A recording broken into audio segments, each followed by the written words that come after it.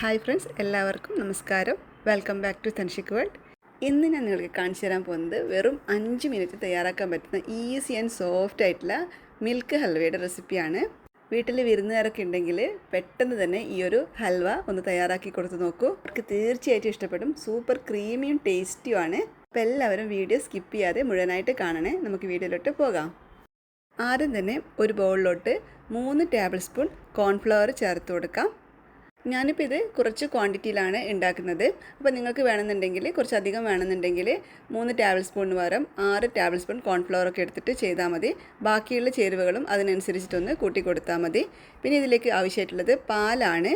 ഞാനിവിടെ 250 ml കപ്പിൽ പാലെടുത്തിട്ടുണ്ട്. അത് ചെറുതായിട്ടൊന്ന് ചൂടാക്കിയതിന് ശേഷം ഇതിലോട്ട് ചേർത്ത് കൊടുക്കാം.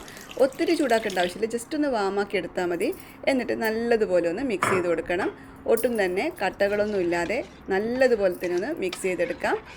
പശുവിൻ പാലിന് പകരം നമുക്ക് വേണമെങ്കിൽ തേങ്ങാപ്പാൽ യൂസ് ചെയ്തിട്ടും ഈ ഒരു റെസിപ്പി ചെയ്യാവുന്നതാണ്.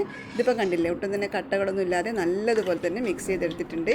ഇനി ഒരു പാൻ അടുപ്പിൽ വെച്ചിട്ട് അതിലേക്ക് 1 ടീസ്പൂൺ നെയ്യ് ചേർത്ത് കൊടുക്കാം. പിന്നെ ഇതിലേക്ക് കുറച്ച് കാഷ്യൂ നട്ട്സോ അല്ലെങ്കിൽ ബദാമോ ഇട്ടിട്ട് ജസ്റ്റ് ഒന്ന് റോസ്റ്റ് ചെയ്തെടുക്കണം. ഒന്ന് ഫ്രൈ ചെയ്തെടുക്കാം. നല്ലൊരു ഗോൾഡൻ ബ്രൗൺ കളറാകുന്നത് വരെ ഒന്ന് ഫ്രൈ ചെയ്തെടുത്താൽ മതി. അതിനുശേഷം നമുക്കിത് നെയ്യിൽ നിന്ന് മാറ്റി വെക്കാം.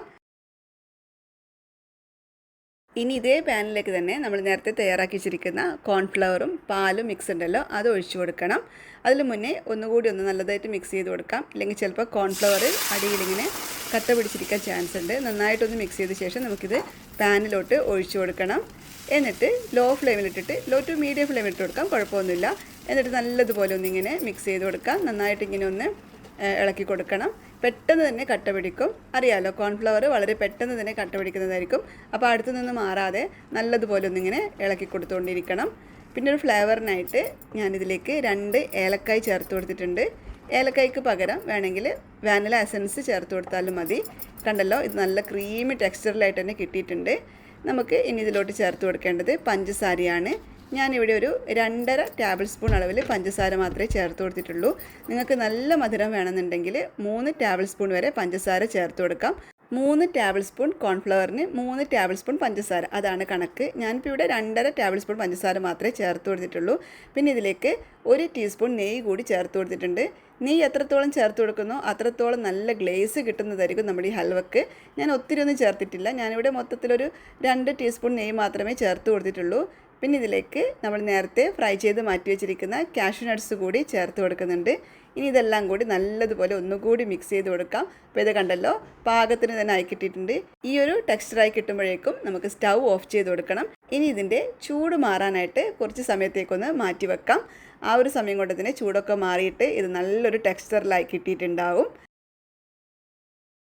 അങ്ങനെ ഇതാ ചൂടൊക്കെ ഒരുവിധം മാറിയതിന് ശേഷം ഞാനിതൊരു പ്ലേറ്റിലോട്ട് മാറ്റി കൊടുക്കുകയാണ്. നല്ല ടേസ്റ്റി ആയിട്ടുള്ള ഒരു ഹൽവയാണിത്. നല്ല സോഫ്റ്റ് ആൻഡ് ക്രീമി ആയിട്ടുള്ള ഹൽവയാണ്. നമ്മൾ സാധാരണ ഹൽവയായിട്ട് ഇത് കാണരുത്. ഇത് ക്രീമി ആയിട്ടുള്ളൊരു ഹൽവയാണ്. നല്ല ടേസ്റ്റാണ് കഴിക്കാനായിട്ട്. വളരെ പെട്ടെന്ന് നമുക്ക് തയ്യാറാക്കി എടുക്കാനും പറ്റും. നെയ്യുടെയൊക്കെ നല്ല ടേസ്റ്റ് ഉണ്ട്, നല്ല ഫ്ലേവർഫുള്ളാണ്. അപ്പോൾ എല്ലാവരും തീർച്ചയായിട്ടും ഒന്ന് ട്രൈ ചെയ്ത് നോക്കണേ. വളരെ സിമ്പിളാണെന്ന് കണ്ടല്ലോ. അപ്പോൾ നിങ്ങളുടെ ഫ്രണ്ട്സിനും ഫാമിലിക്കൊക്കെ ഒന്ന് ഷെയർ ചെയ്ത് കൊടുക്കണേ. അപ്പോൾ ഈ ഒരു ചാനൽ കാണുന്നത് ആദ്യമായിട്ടാണെങ്കിൽ പ്ലീസ് ഈ ചാനൽ സബ്സ്ക്രൈബ് ചെയ്തിട്ടൊന്ന് സപ്പോർട്ട് ചെയ്യണേ. അപ്പോൾ നമുക്ക് വീണ്ടും പുതിയൊരു വീഡിയോ ആയിട്ട് കാണാം.